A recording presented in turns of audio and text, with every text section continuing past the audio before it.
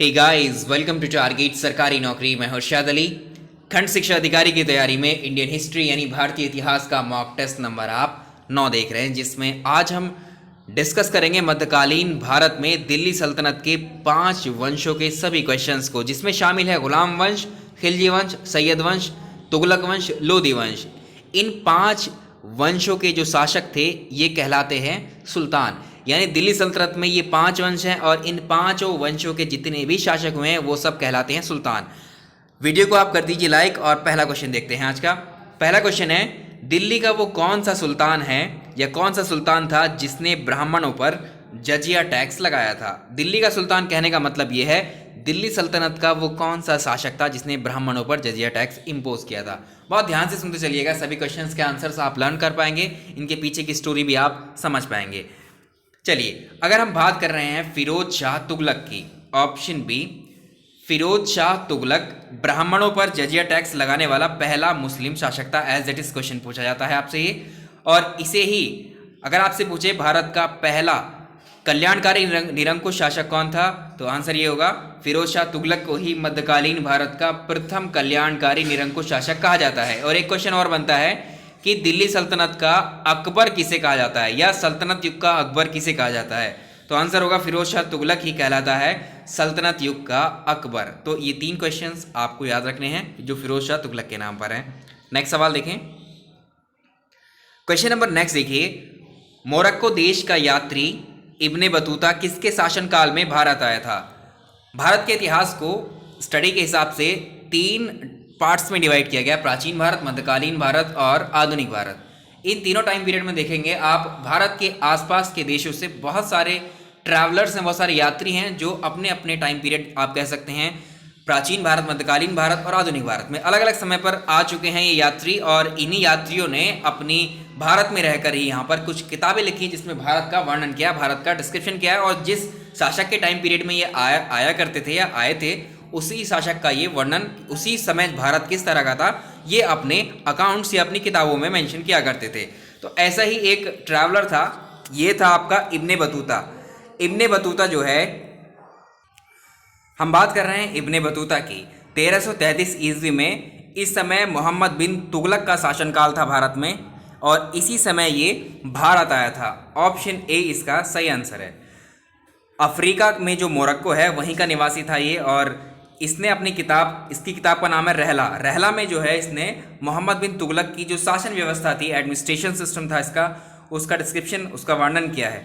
मोहम्मद बिन तुगलक के शासनकाल में इब्ने बतूता को एक टाइटल दिया गया था जिसे हम कहते हैं दिल्ली का काजी। तो सवाल अगर आपसे पूछे दिल्ली का काजी कौन था, तो आंसर है इब्ने बतूता। तो ये इतने सारे फैक्ट हैं जो इब्ने बतूता के नाम पर पूछे जाते हैं आपसे। चलिए, इस क्वेश्चन का आंसर हो जाएगा मोहम्मद बिन तुगलक।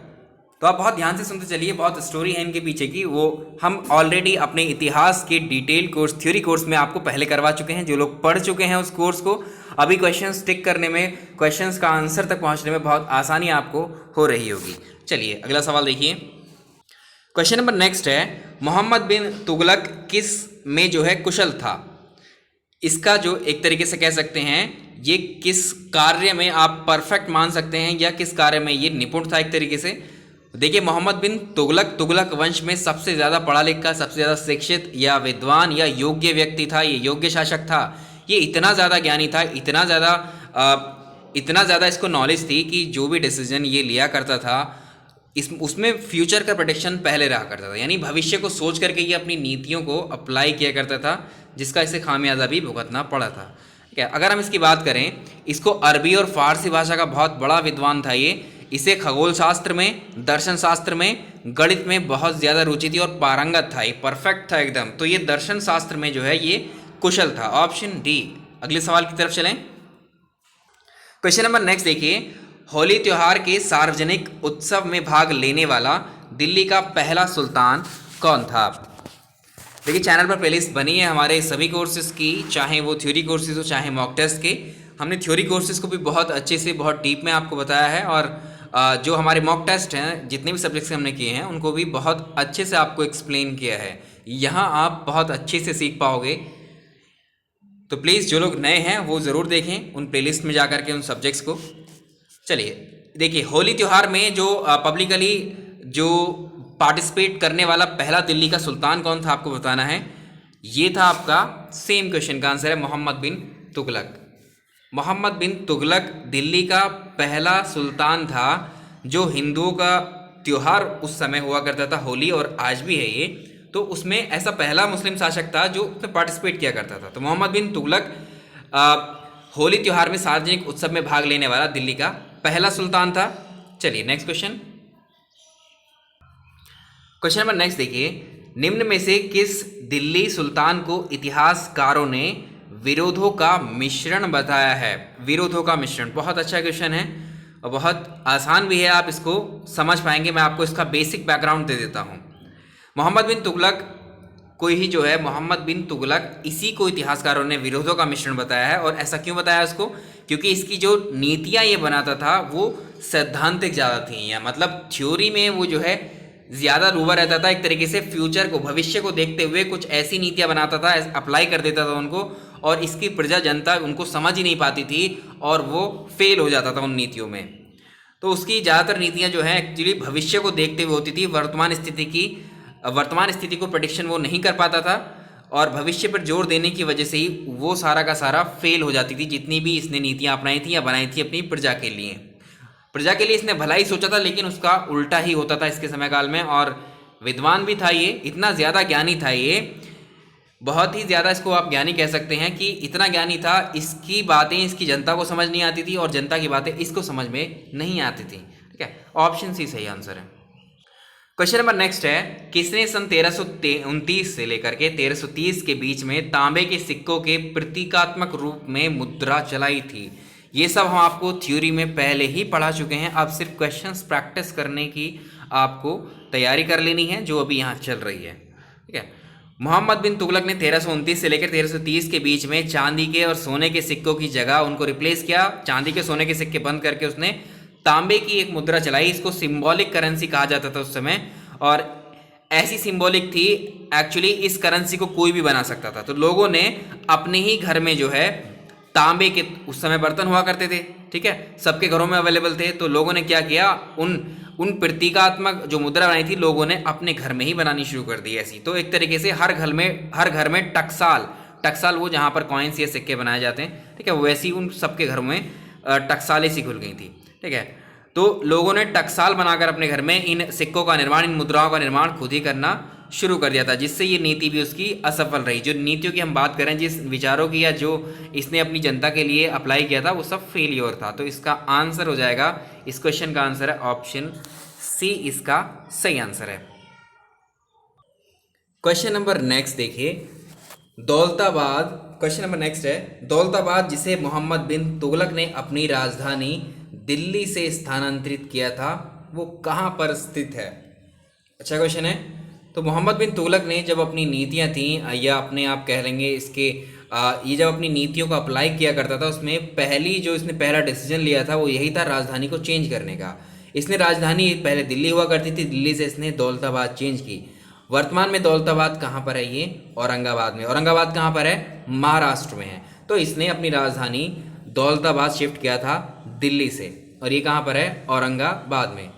और ये डिसीजन भी इसका पूर्णतः एक तरीके से फेलियर था, असफल था, और इसने फिर वापसी अपनी दिल्ली राजधानी से वापस लौटना पड़ा। अगर आप बात करें दौलताबाद नगर की या दौलताबाद की स्थापना किसने की थी, तो ये थे कौन, भिल्लम, यादव नरेश हुआ करते थे, भिल्लम ने की थी। ठीक है, चलिए नेक्स्ट क्वेश्चन की तरफ डिस्कस करेंगे अब। अगर हम बात करें देवगिरी, अगर आपसे पूछा जाए तो दौलताबाद जो है, दौलताबाद को ही देवगिरी भी कहा जाता है। दौलताबाद का नाम मोहम्मद बिन तुगलक के द्वारा दिया गया, याद रखेंगे, दौलताबाद जो है मोहम्मद बिन तुगलक के द्वारा दिया गया। तो ये सब एडिशनल फैक्ट्स हैं जो आपको याद रखने हैं। क्वेश्चन नंबर नेक्स्ट है, बहुत सिंपल है, इसको आप कर सकते हैं। निम्नलिखित को जो है क्रम के अनुसार आपको व्यवस्थित करना है। यहाँ पर कुछ वंश के नाम दिए हैं, हो सकता है ऑप्शन में आपको इन वंश को ना लिख करके दे, तुगलक, लोधी, सैयद ऐसे लिख दें, या खिलजी। तो आप समझिएगा कि ये जो है दिल्ली सल्तनत के 5 वंश हैं जिनको आपको अरेंज करना है सही ऑर्डर में। यानी पहले कौन सा वंश था, उसके बाद कौन सा, उसके बाद कौन सा। अगर यहाँ हम पहले की बात करें, सबसे पहले हम जानते हैं दिल्ली सल्तनत में हुआ था गुलाम वंश। गुलाम वंश को ही कहा जाता है इलबरी तुर्क, ऑप्शन ए, सॉरी, इसमें 4th है पहली पोजीशन पर। और अगर हम बात करें इसके बाद गुलाम के बाद आता है खिलजी वंश। खिलजी वंश आएगा 2nd नंबर पे। और अगर हम गुलाम वंश के बाद बात करें तो फिर आता है तुगलक वंश 3rd नंबर पे, 4th नंबर पे आता है सैयद वंश, 5th नंबर पे आता है और लास्ट आता है लोधी वंश। अगर आपसे पूछे दिल्ली सल्तनत का पहला वंश कौन सा था, आंसर होगा गुलाम वंश या इलबरी वंश आप कहेंगे इसका आंसर। चलिए, तो इस क्वेश्चन का आंसर आप कर सकते हैं, अब बहुत आसान हो गया आपके लिए। तो इन वंशों को आप पहचान सकते हैं, इसका आंसर हो जाएगा डी 4 5 1 3 2। ठीक है, ये रहा, ये आपको मैंने ऑर्डर बता दिया है, इसमें से आप सेलेक्ट कर लेंगे। नेक्स्ट क्वेश्चन देखिए, लोधी वंश किसके द्वारा स्थापित किया गया था। अगला क्वेश्चन है लोधी वंश के संस्थापक कौन था या लोधी वंश का पहला शासक कौन था। इस तरह से भी इसको फ्रेम कर सकता है। बहलोल लोधी ने जो है, बहलोल लोधी अंतिम शासक। तो यहां पर आप अगर हम बात करें सैयद वंश का शासन था इससे पहले, तो सैयद वंश का एक शासक हुआ करता था जिसका नाम था अलाउद्दीन आलम शाह। अलाउद्दीन आलम शाह को गद्दी से हटाकर बहलोल लोधी ने इस लोधी वंश की स्थापना की थी। तो इसका आंसर हो जाएगा ऑप्शन सी, बहलोल लोधी के द्वारा स्थापित किया गया था लोधी वंश। इस वंश का शासनकाल की अगर आप बात करें 1451 से 1526 तक था और ये आखिरी वंश हुआ करता था किसका, दिल्ली सल्तनत का। आखिरी वंश हुआ दिल्ली सल्तनत का लोधी वंश और पहला वंश था दिल्ली सल्तनत का गुलाम वंश। और नेक्स्ट क्वेश्चन देखिए, ये क्वेश्चन भी बहुत पूछा जाता है आपसे, लोधी वंश का अंतिम शासक कौन था, या आप कह सकते हैं दिल्ली सल्तनत का अंतिम शासक कौन था। इसी क्वेश्चन को दोनों तरह से पूछा जाता है। तो लोधी वंश का अंतिम शासक हुआ इब्राहिम लोधी, ऑप्शन सी। बाबर ने 1526 ईस्वी में इब्राहिम लोधी को पानीपत के युद्ध में, पानीपत का पहला युद्ध था, तो 1526 में बाबर ने इब्राहिम लोधी को पानीपत के पहले युद्ध में पराजित किया था और इसी वक्त इसने मुगल साम्राज्य की नींव भी रख दी थी। किसने, बाबर ने। इब्राहिम लोधी युद्ध स्थल में जो है मारे जाने वाला दिल्ली सल्तनत का पहला और अंतिम सुल्तान था। इसको याद रखेंगे, इब्राहिम लोधी दिल्ली सल्तनत में युद्ध स्थल में, रणभूमि में मारा जाने वाला दिल्ली सल्तनत का पहला और आखिरी सुल्तान था। ऑप्शन बी सही answer. Next question number next है, इसमें से किसने गुलरुखी उपनाम से अपने कविताओं की रचना की थी। Sikandar Lodi, option C. सिकंदर लोधी गुलरुखी इस टाइटल से जो है अपनी फारसी में कविताएं लिखा करता था, बहुत शिक्षित था, ये भी विद्वान था। तो सिकंदर लोधी एक योग्य शासक था। इसने जो है भूमि की जो पैमाइश होती है उसको मापने के लिए गजे सिकंदरी का प्रचलन करवाया था और इसने जो चुंगी टैक्स हुआ करते थे वो सब इसने हटा दिए थे। तो इसका आंसर तो रहेगा सी ऑप्शन। अगला सवाल, क्वेश्चन नंबर अगला इंपॉर्टेंट भी है और कॉमन क्वेश्चन भी है, इसको आप जानते हैं। आगरा शहर का संस्थापक किसे कहा जाता है। तो आगरा शहर को किसने बसाया था ये भी पूछ सकता है। तो इसका आंसर हो जाएगा ऑप्शन डी, सिकंदर लोधी। सिकंदर लोधी का शासनकाल 1489 से लेकर के 1517 तक था। 1504 ईस्वी में सिकंदर लोधी ने आगरा शहर की स्थापना की थी और 1506 ईस्वी में इसने अपनी राजधानी दिल्ली से आगरा स्थानांतरित भी की थी। सिकंदर लोधी ने मुहर्रम और ताजिया निकालने पर भी बैन लगाया था। नेक्स्ट सवाल, क्वेश्चन नंबर नेक्स्ट देखिए, दिल्ली सल्तनत के किस सुल्तान द्वारा अंतिम रूप से गुलाम तुर्कों के समूह चालीसा को समाप्त कर दिया गया था। जो 40 गुलामों का एक ग्रुप हुआ करता था उसे समूह चालीसा कहा जाता था। तो बलबन ने अंतिम रूप से गुलाम तुर्कों के समूह चालीसा को समाप्त किया था। Option C, Balban is correct answer इसका। तो बलबन ऑलरेडी इस समूह चालीसा का जो है सदस्य रह चुका था। इसे लगता था कि ये समूह जो है इसके खिलाफ जो है षड्यंत्रकारी गतिविधियां कर रहा है, इसलिए इसको ये खत्म कर देता है। Next question, question number last देखिए आज का, दिल्ली सल्तनत के किस शासक ने सबसे पहले या सर्वप्रथम राजत्व सिद्धांत की विस्तार से व्याख्या की थी। Balban, option A. बलबन दिल्ली सल्तनत का पहला ऐसा सुल्तान था जिसने अपने राजत्व सिद्धांत का विस्तार पूर्वक एक्सप्लेनेशन दिया था।